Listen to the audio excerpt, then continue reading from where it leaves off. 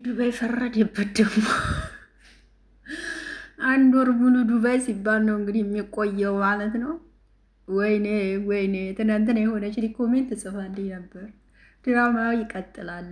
አሁን ደግሞ ድራማው ርዕሱ ዱባይ ሆኗል ብላኝ ነበረ። እውነትሽ እና የኔ ቆንጆ ይኸው ዛሬ ደግሞ ይሄዳለሁ። መጨረሻ ላይ ደግሞ ነገ በሷ ቤት ቪዲዮ እንዲሰራ ደግሞ አልሄድም። ተነገ ወዲያ ደግሞ በብሩኬ ቤት ቪዲዮ ሲለቀቅ ሌላም ቪዲዮ እንዲሰራ አንሄድም ይባባላሉ ማለት ነው። ወይ ጉድ ወይ ጉድ ወይ ጉድ ወይ ጉድ! ይመቻቸው የአራዳ ልጆች። እናቴ ኮሜንት ላይ ደግሞ አንዳንዶቹ ምን ይላሉ? አበቃ እኮ ሀይሚ አልሄድም ባለች ይባባላል። ሰላም እንዴት ናችሁ? ደህና ናችሁ? አለሁላችሁ። ደህና ነኝ። አይን አለም ላይ ለዚህ ቤት አዲስ ከሆናችሁ ቤተሰቡ ነው አብራችሁ ይላላችሁ። አመሰግናለሁ። ሰላም ጤና ፍቅር ከእናንተ ጋር ይሁን እያልኩ በአዲስ ቪዲዮ መጥቻለሁ። ይህ ቪዲዮ ከተመቻችሁ ላይክ፣ ሼር አድርጉ፣ ሀሳብ አስተያየታችሁን ስጡ። የዱባይ ጉዳይ አያልቅም። አሁን እንግዲህ የዩቲዩብ ደመወዝ እስከሚመጣ ድረስ ዱባይ ሲባል ነው የሚኖረው ማለት ነው። እና ሲጀመርም አይመጡም ለፍራንካቸው ነው እንጂ ማለት ነው።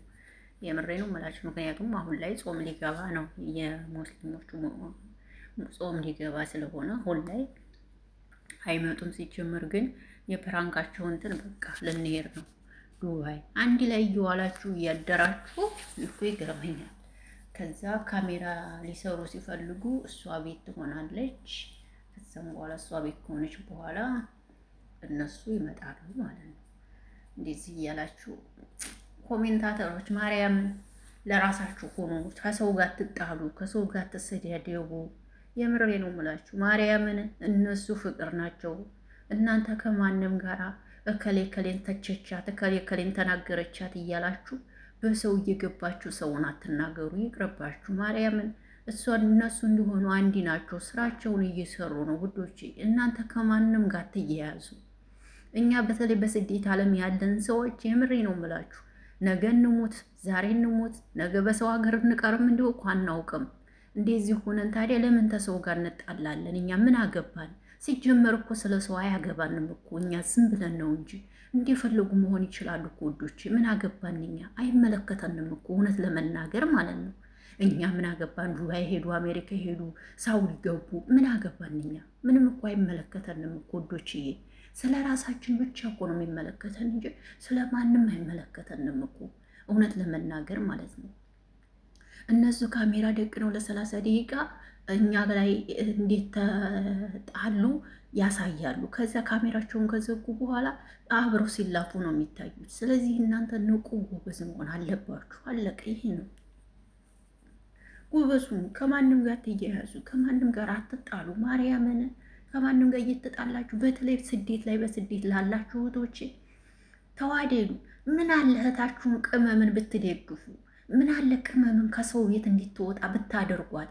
የማንንም ለማያከብሯችሁ ክብር ለሚሰጧችሁ ከኮሜንት ስር እየሄዳችሁ ከምታሽጋብጡ ከጎንሽ ሁና ኑሮን ለማሸነፍ ቀና ደፋ ለምትለዋን ብታበረታቻት ምን አለ? እውነቴን እኮ ነው። ላይክ ብታረጊላት ሼር ብታረጊላት ምን ችግር አለው? ተጎንሽ ሁና ቀን ያልፋል ላይ ያልፍም እያለች ከስራዋ ጋር ሆና ሌላም ስራ ብር ለማገኘት ደፋ ቀና የምትለዋን ቅመም ለምን አታበረታቱ? ለምንድን ነው ግን ቅመሞችን ማታበረታቱት? ይሄ ነገር ግን ግርም ይለኛል። ሌላ ሰው ሲመጣ ብላችሁ ቲክቶክ ላይ እየወሰዳችሁ ትፖስታላችሁ ምናምን። ቅመም ግን ዩቲዩብ ከፈኩ ታትልልቅ ሰው ቤት እንኳ ቻናል ሄዳ ኮሜንት ላይ አበረታቱን ቅመም ነኝ ስትል አንድ ሰው እንኳ ሴባ አያረግም። ለምንድን ነው አላቅም። ለምን ተወጣለች? ለምን ታድጋለች ነው መሰለኝ። ለምን ተቅመም ወጣ? ለምን እሷ ብር ታገኛለች ነው መሰለኝ። ታስበው እንደዛ ነው የሚመስለኝ ማለት ነው። ሌላ ሰው ሲመጣ ግንግር ብላችሁ ራሳችሁ ብቻ ሳይሆን ሴብ የምታረጉት ለሚያደርገው ሁሉ ነው ስም ሸርሸር የምታረጉት ማለት ነው። እና ይህንን ስል ደግሞ በጣም ደግሞ መልካሞች አላችሁ፣ የቅመሞች እንዲያርጉ የምትፈልጉ የምታበረታቱ እናንተን አላችሁ በነዛ መሀል ማለት ነው። አንዳንዶቹ ግን እንደኛ ያለ ሰው ክሬት አርገን ዩቲዩብ ስንመጣ ተደበቂ፣ ምን ትሰሪያለሽ? አነጋገርሽን አሳምሪ፣ እንዳንቺ አይነት ሰው ሚዲያ አይሰራም ምናምን ኮሜንት ላይ ማለት ነው። ቅመም ቻናል ከፍታ ስትመጣ ልሰራ ስመጣ ይህንን ነው የሚሉት ቅመሞች ማለት ነው። ይሄ አይደለም መደረግ ያለበት። በርቺ፣ ጠንክሪ፣ ከጎንሽ ነን ማለት ነው ያለባችሁ። የእውነቴ ነው። ማንም ሰው ከእናቱ ወዲህ አልተማረም።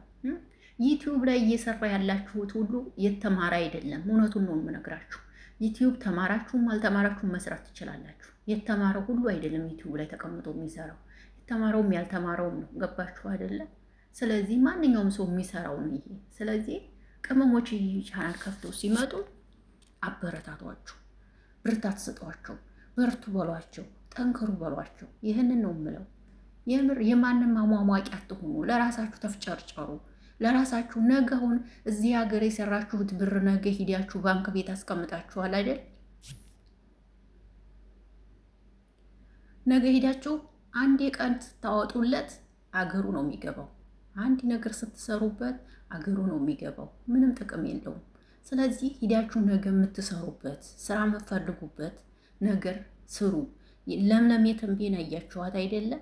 ስንት ቻናል ነው ያላት አያችሁ? እና ተሷ መማር አለባችሁ።